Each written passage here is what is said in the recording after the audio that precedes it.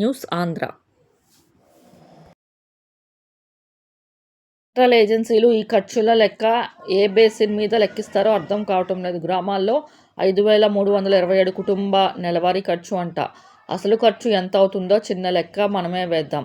కుటుంబానికి 4 చొప్పున అన్ని మినిమం లెక్క కడితే పాలు రోజుకి లీటర్ 60 రూపాయలు, నెలకు 1800, కిరాణా సరుకులు 1500, కూరగాయలు 800, gas bill cylinder 450, current bill 250, cable TV 300, phone recharge ఖర్చు 250. ఇక్కడికే మొత్తం ఖర్చు 5,350 వచ్చేసింది. ఇక ఇంటి రెంట్ తక్కువలో 3,000. పిల్లల స్కూల్ ఫీజు గవర్నమెంట్ స్కూల్లో చదివే వాళ్ళకు లేదనుకున్న ప్రైవేట్ స్కూల్లో చదివిస్తే తక్కువ, నెలకు 2,500. బండికి పెట్రోల్ ఖర్చు 500. ప్రభుత్వం ఇచ్చే రేషన్ బియ్యమే తింటున్నారు.